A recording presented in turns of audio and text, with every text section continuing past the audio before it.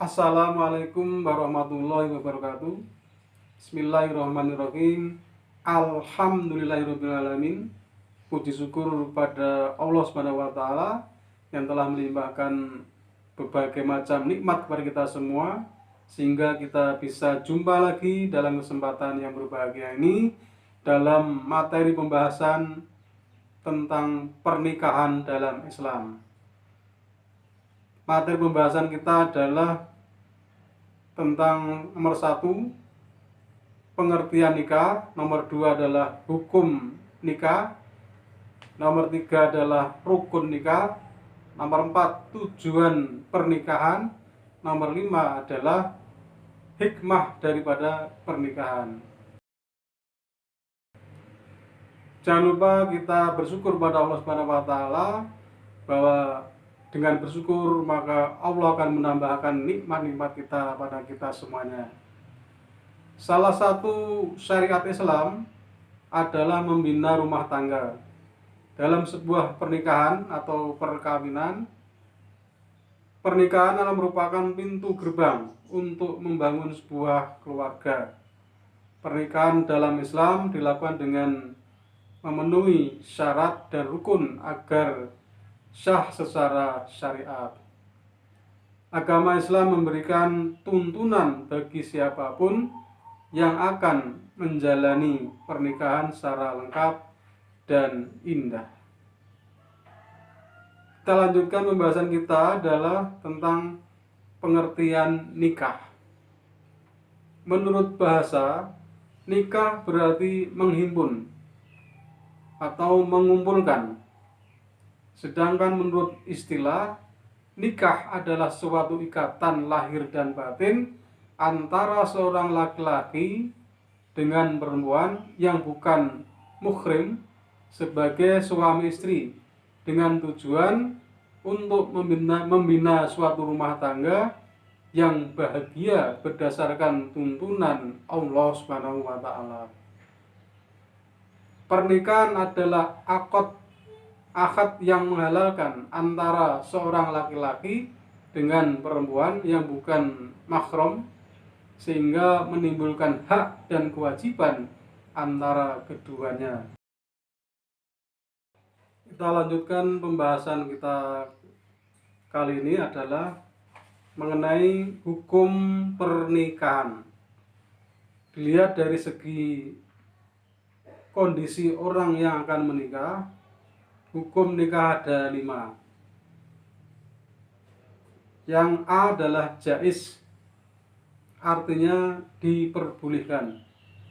Dan inilah yang menjadi dasar dari hukum pernikahan. B, sunnah, yaitu apabila orang yang akan menikah itu telah mempunyai keinginan dan telah mempunyai bekal hidup untuk membiayai atau memberi nafkah secukupnya kepada tanggungannya nanti.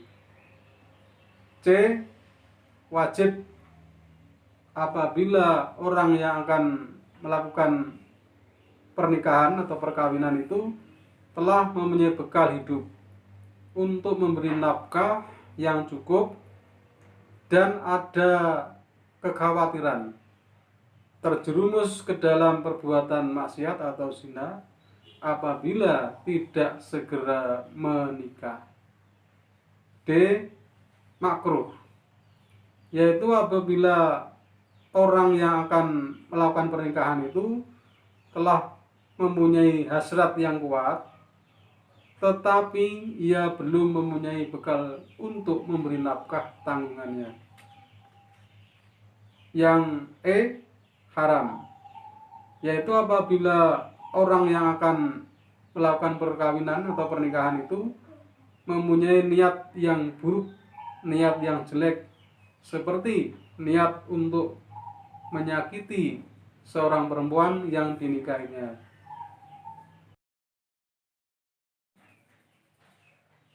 Kita lanjutkan pembahasan kita, yaitu rukun nikah. Nomor 1, ada calon suami. dengan syarat diantaranya adalah laki-laki sudah dewasa, beragama Islam, bukan mahram, tidak dalam keadaan haji atau umroh. 2. Ada calon istri dengan persyaratan sudah cukup berumur, beragama Islam, bukan mahram, tidak dalam ikatan perkawinan dengan orang lain, tidak sedang haji atau umroh. 3. Ada wali dari calon istri dengan ketentuan beragama Islam, laki-laki balik, adil, tidak sedang haji atau umroh. Yang keempat, ada 2 orang saksi laki-laki dengan ketentuan beragama Islam, berakal sehat, adil, dapat melihat, mendengar, dan berbicara, tidak sedang haji atau umroh. Nomor 5, ada ijab dan qabul atau serah terima.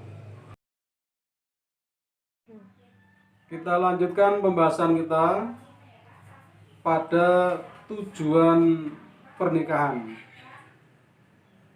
Di antara beberapa tujuan pernikahan, antara lain adalah mentaati perintah Allah dan Rasul-Nya. Nomor 2, untuk memperoleh hidup yang tentram dan bahagia, sakinah, mawaddah, warahmah, sesuai dengan Quran surat Ar-Rum ayat 21. A'udzu billahi minasyaitonir rajim. Bismillahirrahmanirrahim. Wa min ayatihi an khalaqalakum min anfusikum azwaja litaskunu ilaiha wa ja'ala bainakum mawaddatan wa rahmah. Inna fi dzalika layatil liqaumi yatafakkarun.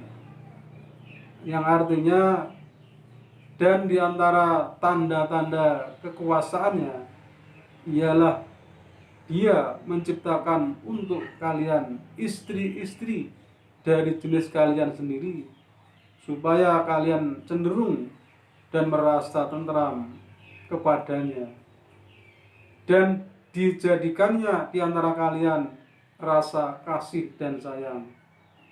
Sesungguhnya pada yang demikian itu benar-benar terdapat tanda-tanda bagi kaum yang berpikir.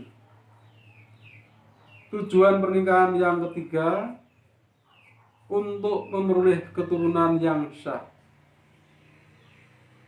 Yang nomor 4 adalah mengikuti sunnah Rasulullah SAW sesuai dengan sabdanya, nikahu min sunnati, faman lam ya'mal bisunati falaisa minni. Yang artinya, menikah adalah bagian dari sunnahku, dan barang siapa tidak suka dengan sunnahku, maka ia bukan dari golonganku. Hadis riwayat Ibnu Majah. Sampailah kita pada pembahasan hikmah dari pernikahan. Pernikahan yang dilaksanakan sesuai dengan ketentuan syariat agama Islam akan mengandung hikmah bagi kehidupan sebuah keluarga, diantaranya sebagai berikut. Nomor 1, dapat menenteramkan jiwa. Nomor 2, menghindarkan diri dari maksiat. Nomor 3, meningkatkan tanggung jawab. Nomor 4, mempererat ukhuwah atau persaudaraan. Sampailah kita pada akhir pembelajaran kita pada materi kita pernikahan, bahwa dengan pernikahan yang dilakukan sesuai dengan ketentuan syariat agama Islam akan mengandung hikmah bagi kehidupan sebuah keluarga, akan memperoleh ketenangan, cinta, dan kasih sayang. Tanpa pernikahan tidak akan pernah ada ketenangan jiwa. Semoga kita semua selalu mendapatkan pertolongan dari Allah Subhanahu wa taala untuk mendapatkan kehidupan rumah tangga nanti yang sakinah, mawaddah, warahmah. Sekian pembahasan kita kali ini. Bila mana ada kekurangan, ada kesalahan, saya mohon maaf yang sebesar-besarnya. Wabillahi taufiq wal hidayah. Wassalamualaikum warahmatullahi wabarakatuh.